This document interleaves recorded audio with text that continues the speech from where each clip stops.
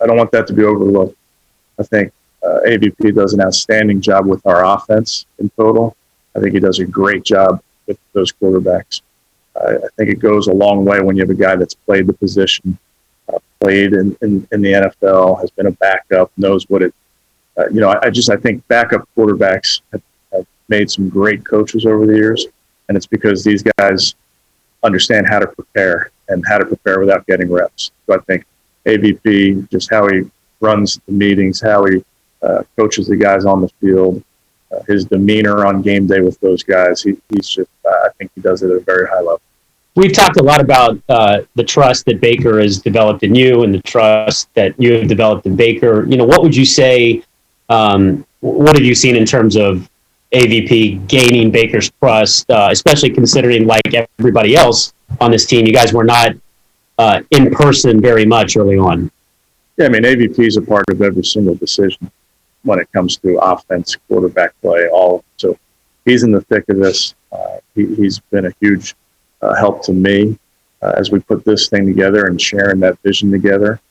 But ultimately, when you're working closely with that quarterback and understanding how the quarterback thinks, putting him in spots to succeed, I think AVP is a huge, huge hand in that. D-Man, do you find it interesting that such a big deal was made about whether Stefanski was going to call plays or Van Pelt was going to, and that hasn't been an issue? It's running so smoothly that you don't even think about it anymore. Whereas in the past, we've had opportunities to pick and choose when to rip on a coach for taking over the duties. But that has not been the case in here in Cleveland. Yeah, unless I feel like I'm being rewarded for not buying into Stefanski's opening presser. I said, finally, I'm not going to do the banana in the tailpipe that I do with Browns. Every new guy that comes in for the Browns, oh, yeah, he won the presser. He's amazing. In this case, I said, show me, don't tell me in the case of Stefanski. Because while I like to hear what he was saying, I had heard it before from the long line of coaches who failed here.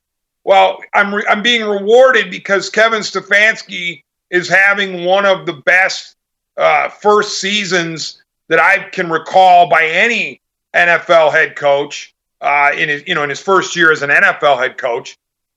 Just remarkable from top to bottom what he's doing. It's amazing what intelligence does, Les, to the proceedings when you're really sharp and you have organizational skills and you're a no-nonsense guy. What follows is the players take cue and they act like professionals and they execute game plans and they don't commit stupid penalties and they don't have a half a dozen brain cramps every game. Unless I truly am saying this, not just because I'm a guest on your show, but you're one of the smartest clock management people I've ever known when it comes to the NFL. You have a really great mind about how to deal with, late half situations and timeout allocations. I hate to say it, Les, but you've been put out of business by Kevin Stefanski for the most part because he hasn't given you any ammunition.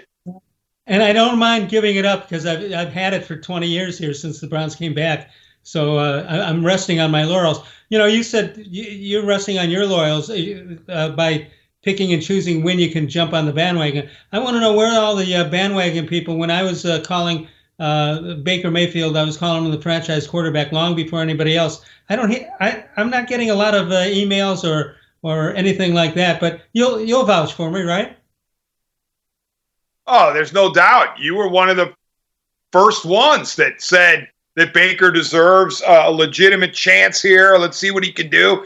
And the true test of it was last year, because last year everybody seemed to be jumping off the Baker bandwagon. Oh, he can't do it. Sophomore slump is not just a slump. It's a indication that he stinks and you can't invest in him.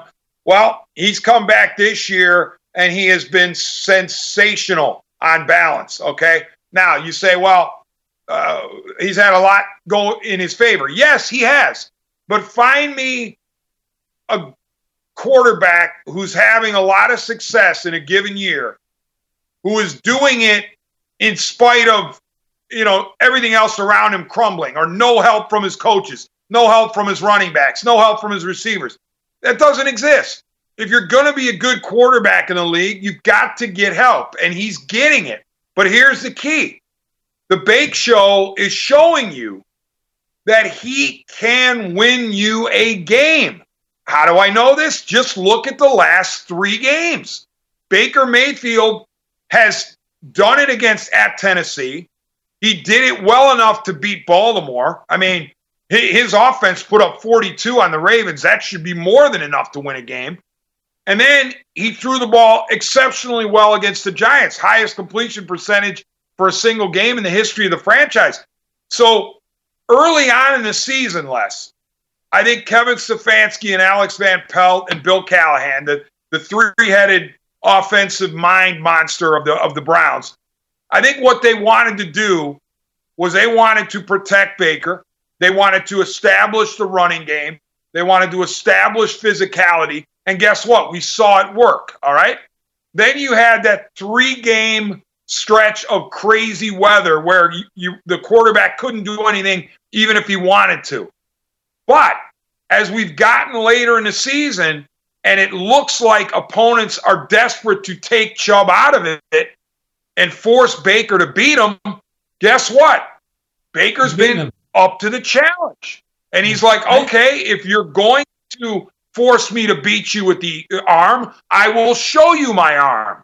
So now the Browns have such a versatile offense because if the running game gets clogged up, Baker can win it. If Baker gets stifled, the running backs can do it. They have a variety of ways they can beat teams now.